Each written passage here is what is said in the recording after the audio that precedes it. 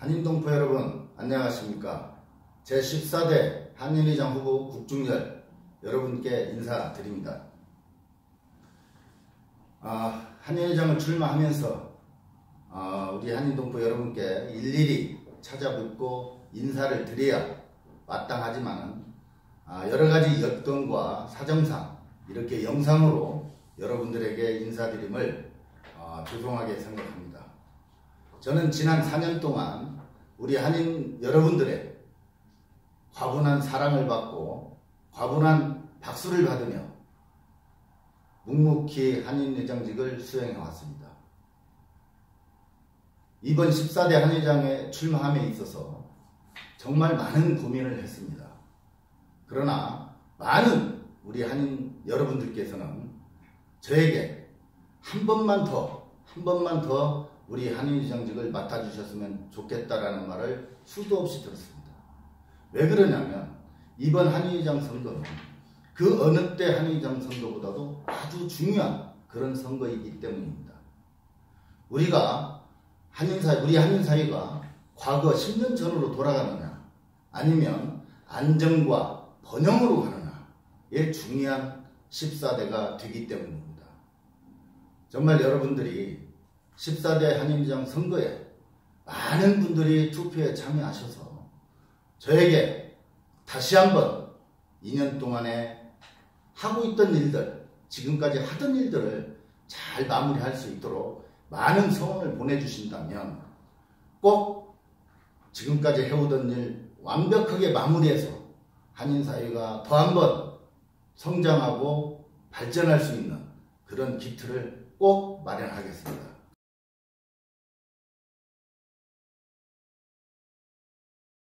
한인사회는 어찌됐든 시끄럽고 서로 갈등하고 반목해서는 안 됩니다. 안정적인 한인사회가 첫째 근본이 돼서 그것을 바탕으로 지난 4년 동안 하고자 했던 일들, 지금 진행되고 있던 일들을 완벽하게 마무리를 하기 위해서는 정말 2년이라는 세월이 꼭 필요했습니다. 우리 한인회에 많은 수건 사업들이 있습니다. 한인회 간 건립 문제나 우리 동포들의 어떤 장학회, 우리 동포 자녀들을 위한 장학회 설립이나 아니면 우리 동포들의 안전을 위한 응급구조단 설치 문제나 그동안 우리가 한몽수교 30주년을 지나오면서 우리 한인사회도 많은 고령화가 되어 있습니다. 그 많은 원로들이 어떤 피치 못할 사정에 의해서 변을 당했을 때 우리 한인사회는 아무것도 할 수 없는 그런 현실입니다. 좀 더 체계적이고 안정화로 우리 동포들이 편안히 묻힐 수 있는 공원묘지 또한 필요하다고 봅니다. 저는 많은 것들을 공약하지는 않겠습니다. 우리 동포사회에서 꼭 필요한 그 몇 가지를 또 지금 추진하고 있는 그런 것들을 완벽하게 마무리하는 데는 2년이라는 시간이 필요해서 다시 출마를 하게 됐습니다.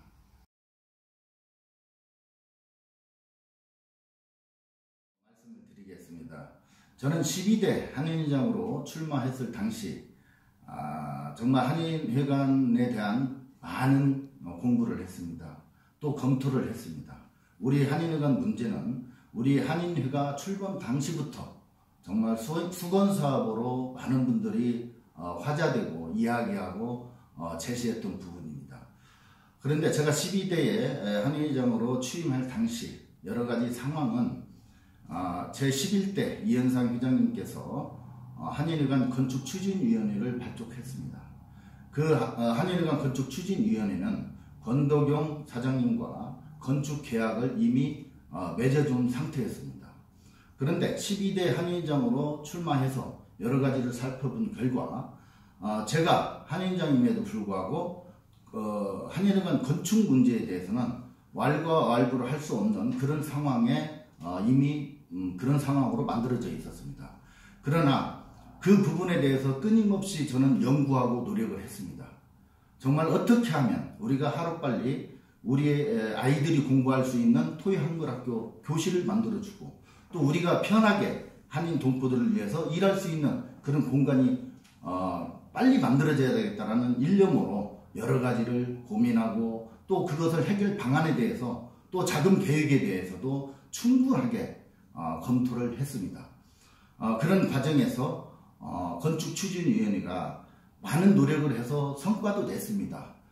토지 연장 기간이 끝났고 그런 상황에서 토지를 연장했고 또 한일간 부지를 용도 변경을 해서 새로운 사업으로 가고자 하는 노력도 많이 했습니다. 그러는 와중에 몽골 경제가 상당히 어려움에 처하게 되었었습니다. 그런 관계로 건축은 점점 늦어지고 실제 진행되는 것은 없고 해서 지난번 한인의 총회에서 우리 한인들의 동의를 받아서 이제는 건축추진위원회를 해체하고 또 건축하기로 한 우리 권도경 사장님하고도 충분히 논의를 했습니다. 이제는 한인회로 토지를 이양을 받아서 한인회에서 중심으로 우리 한인들의 중심으로 해서 한인회관을 설립하기로 결정을 했습니다. 사실은 우리 한인회관을 대단히 어떤 큰 체육관 같이 짓는 것은 아닙니다. 최소한의 어떤 공간을 확보하는 데 있어서는 그 자금 모으는데 큰 어려움이 없습니다. 이미 우리 동포들 중에는 뭐 2억 투구륵을 내겠다, 1억 투구륵을 내겠다, 토목 분야는 내가 무료로 하겠다, 뭐 이렇게 해서 정말 지금 진행되고 있는 선거 기간이기 때문에 정말 건축기금을 내겠다는 많은 분들이 있음에도 불구하고 그분들을 일일이 거론하기는 좀 이 자리가 쉽지 않은 자리지만 그런 많은 분들이 저에게 기금에 대한 약속을 한 부분이 있습니다. 그분들께 이 자리를 빌어 다시 한번 감사의 인사를 드리고 또 지난 10월 초에 세계 한일장 대회에 제가 다녀왔습니다. 그 자리에서도 우리 기춘 동포재단 사업이사와도 많은 이야기를 나눴습니다. 저희들이 올해 사업계획을 잘 만들어서 동포재단에 자금 지원 요청을 한다면 분명한 동포재단에서도 우리 몽골 한인회관 건립하는 데 있어서 충분하진 않지만 일정 부분은 동포재단에서 지원을 받을 수 있습니다. 또 저도 많은 분들이 이렇게 한일관 건립하는데 자금을 지원하는데 저도 같이 동참을 해야 되겠죠. 자금 문제 정말 큰 어려움 없습니다. 우리가 실시 설계를 하고 차근차근 준비한다면 2년 내에 우리가 필요한 그런 공간은 꼭 확보할 수 있습니다.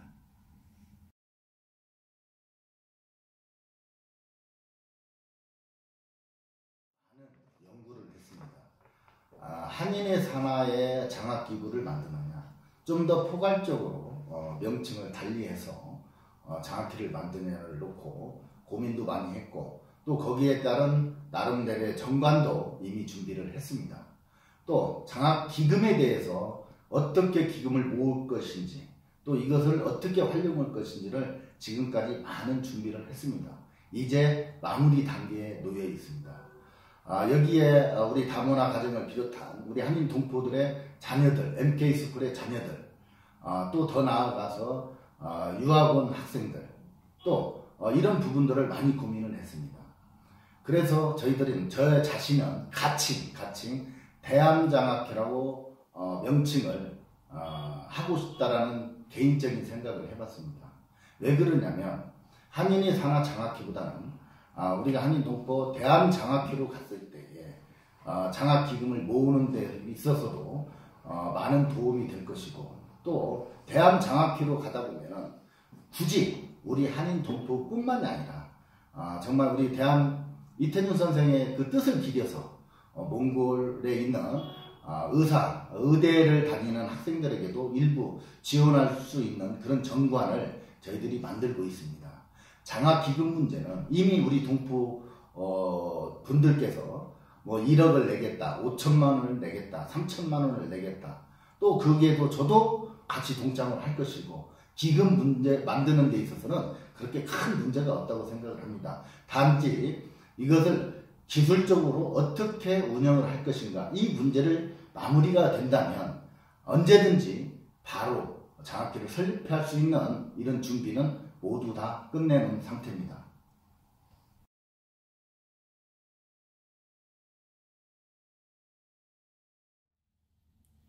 사실 우리는 몽골에서 생활하면서 여러 가지 상황과 위급한 그런 일들을 흔히 접합니다.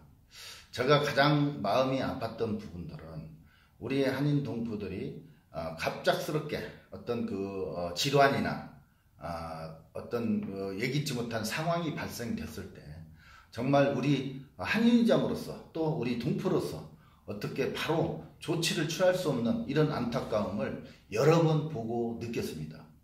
사실은 응급 환자 발생이 됐을 때 저희들은 바로 몽골 병원으로 가게 됩니다. 그러나 거기에서도 바로 응급 조치가 이루어지지 않고 이러한 문제로 인해서 충분히 살 수 있는데도 불구하고 사망했던 그런 사건들도 저는 많이 지켜봤습니다. 그래서 결심한 게 우리 한국 우리 동포 의사분들을 활용해서 우리가 한인 동포 응급센터를 꼭 만들어야겠다라는 생각으로 추진하고 있는 게 바로 한인 응급구조센터입니다. 이미 이 부분에 대해서는 그동안 사실은 제가 한의장 하면서도 많은 분들이 어려움을 저한테 호소했을 때 저는 아무런 근거도 없이 그냥 박관태 선생님을 통해서 응급처치를 하고 또 박관태 선생님이 통화가 안 된다면 다른 의사 선생님하고 전화하고 정말 많은 어려움들이 사실은 있었습니다. 그래서 저는 모든 것을 준비해서 박관태 선생님을 찾아뵀습니다. 박관태 선생님도 너무나 좋아하시더라고요. 사실은 제가 여기서 의사생활을 하면서 우리 한인 동포들에게 이런 부분은 많이 도움을 줬는데 도대체 이게 내가 이렇게 왜 해야 되는지 어떤 명분과 이런 부분들이 너무 미약했다. 그래서 제가 어떤 추진 설명을 하고 추진에 따른 여러 가지 준비한 내용을 보여드리니까 너무나 기뻐하시더라고요. 사실은 지난 11월 초나 10월 말에 한인 응급구조단 현판식을 하려고 사실은 계획을 했었습니다. 그러나 이 또한 또 선거에 임박해서 또 어떤 기획이네 뭐네 이런 소리가 들을 수 있는 소지가 있어서 제가 한인회장 당락을 떠나서 한인회장 선거가 끝나게 되면 한인 응급구조단은 바로 발족을 하는 그런 행사를 갖도록 할 것입니다.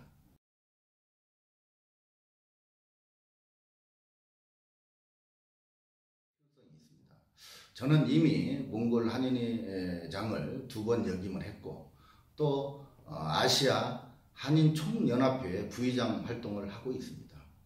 또 하나는 세계 한인회장대회 2017, 18, 19년도 3년 연속 운영위원회를 맡아서 운영위 활동을 하고 있습니다.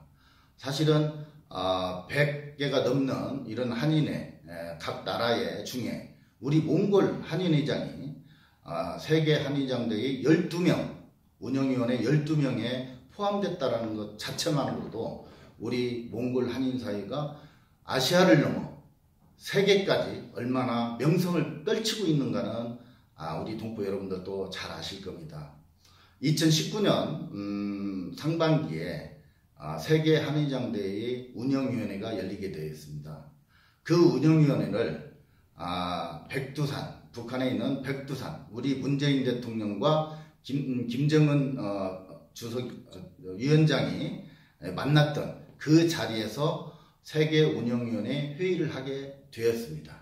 저는 그 자리에서도 정말 백두산의 그 정기, 기운을 받아서 우리 한인 동포들에게 그 따뜻함과 활기찬 그 기운을 우리 한인 동포 여러분에게 꼭 전달하는 그런 기회로 만들겠습니다.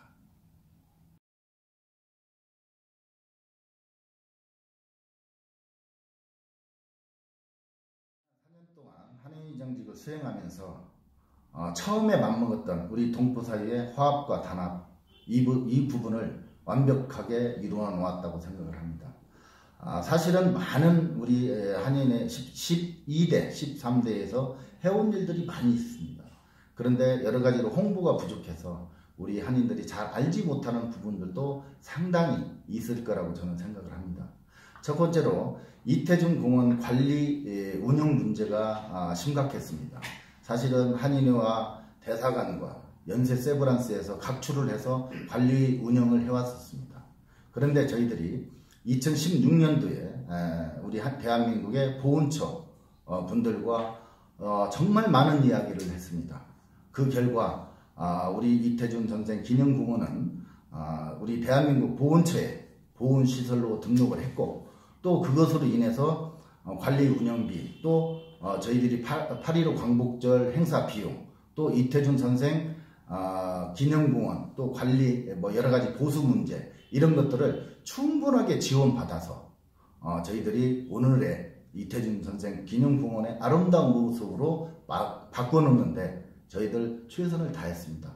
또 사실은 이태준 기념공원이라고는 하지만 사실은 법적인 근거가 아무것도 없었습니다. 이게 왜 이태준 선생 기념공이라는 증명서 하나도 없이 지금까지가 우리가 지내왔었던 것입니다. 우리들이 주장하는 거 이거 이상으로 다른 증명서가 없었습니다. 그래서 그것 또한 2016년도에 몽골 문화관광부와 환경부로부터 이태준 선생 기념공원이라는 이 증명서를 저희들이 받아가지고 지금 현재는 대사관에서 보관하고 있습니다. 이제 이태준 선생 기념공원은 어느 부분으로도 안전하고 정말 우리 한인사회에 꿋꿋한 어떤 심적인 지주가 돼 주는데 한 점 부족함이 없습니다.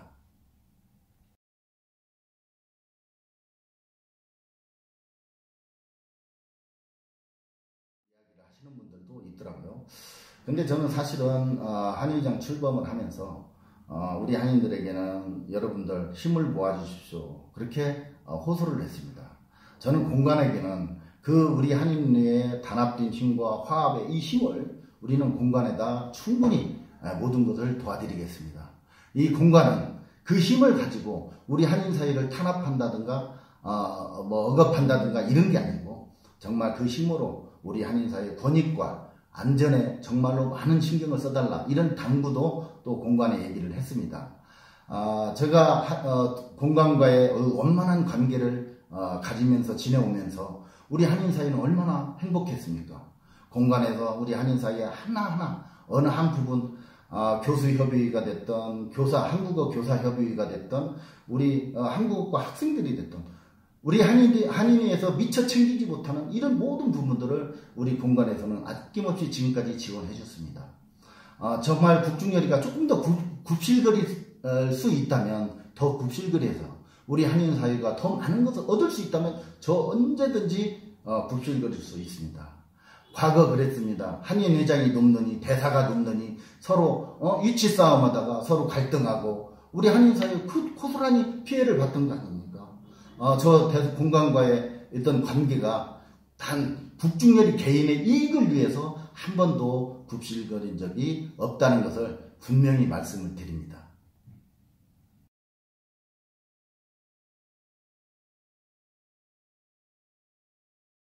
사실은 비자 사무실을 한인에서 운영하게 된 동기가 있습니다.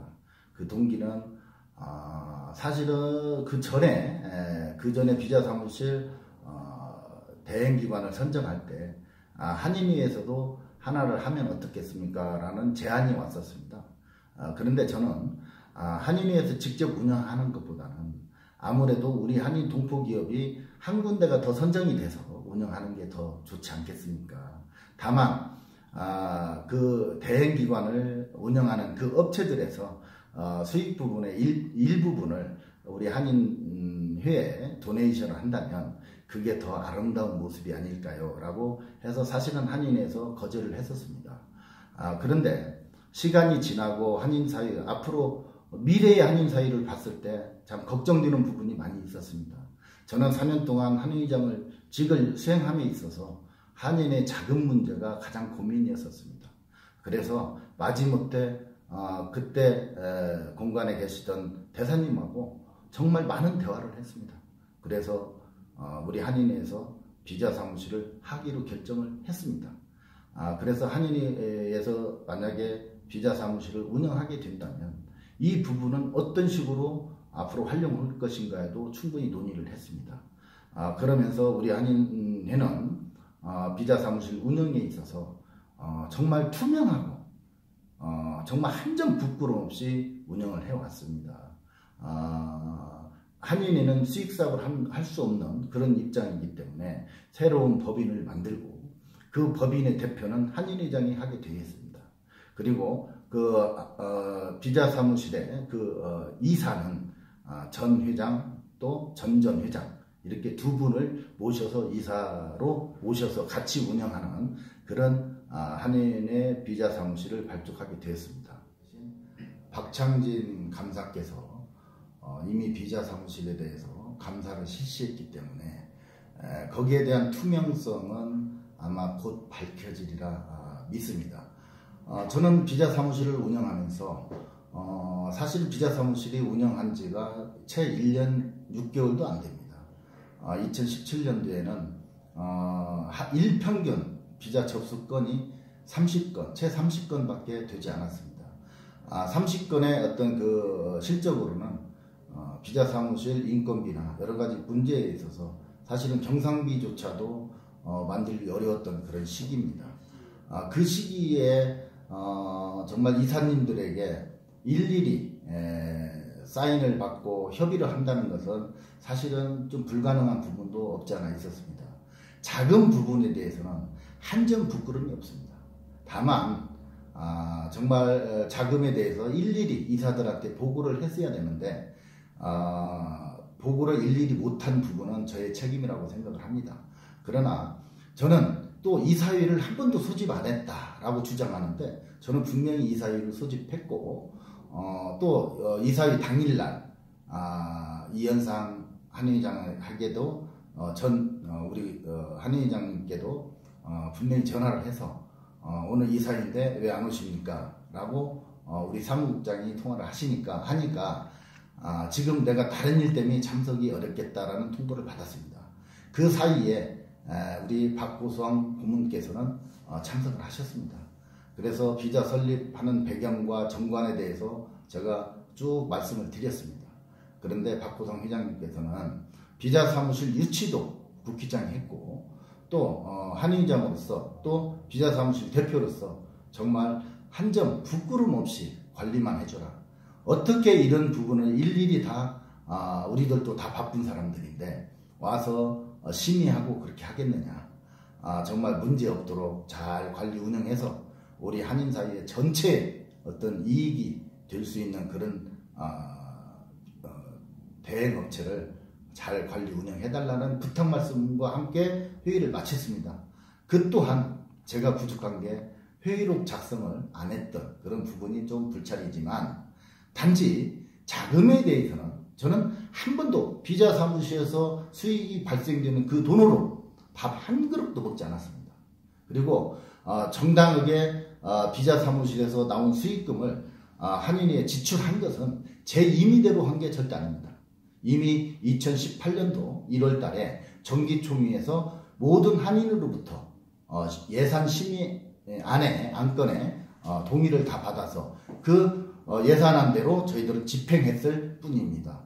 지금도 곧 밝혀질 일이지만 저는 비자 사무실에 대해서 정말 투명하지 못하다 이 부분만큼은 제가 절대로 동의할 수 없습니다. 비자 사무실이 업무를 수행하는 데 있어서 어느 집단, 어느 개인도 방해를 해서는 안 된다고 저는 생각을 합니다. 저희 직원들이 항상 하소연하는 게 있습니다. 그게 바로 뭐냐? 대리 접수입니다. 대리 접수. 그 대리 접수에 대해서는 정말 할 얘기가 많습니다. 정말 옆에서 적극 도와줘야 될 그런 분들이 원칙을 지킨다고 얘기하는 사람들이 원칙을 무시했기 때문입니다. 원칙적으로 비자는 본인이 직접 접수를 해야 됩니다. 그런데도 불구하고 번역을 받는다는 조건으로 비자 접수를 기다렸다가 많은 분들은 하루 종일 기다렸다가 접수를 하는 경우가 많습니다. 또 이틀에 거쳐서 비자를 접수하는 경우도 상당히 많습니다. 그런데 모 업체에다가 번역을 맡기면 접수하고자 하는 사람은 번역비만 내고 집으로 돌아가면 됩니다. 나머지는 그 번역을 하고 번역한 직원이 순서도 기다리지 않고 우리 비자 대행업소에 직접 접수하는 이런 행태가 지금까지 이어졌습니다. 제가 조 국장한테 한번 확인해 보니 금년 4월 달까지 그런 일이 진행이 됐습니다. 그래서 저는 전 직원을 모아놓고 이렇게 말했습니다. 자, 우리가 원칙을 지키자. 자, 지금부터는 대리 접수 어느 누구든 어느 누가 와도 대리 접수는 받지 마라. 이 대리 접수 문제로 인해서 우리가 대사관으로부터 얼마나 많은 경고를 받았습니까? 그랬더니 우리 여직원들이 박수를 치는 것입니다. 여직원들도 가운데에서 얼마나 힘들었겠습니까? 그런 부분은 원칙이 무엇이고 누가 원칙을 솔직하게 이야기를 해야 되는지는 정말 우리 한인 여러분들이 잘 판단하시기 바랍니다.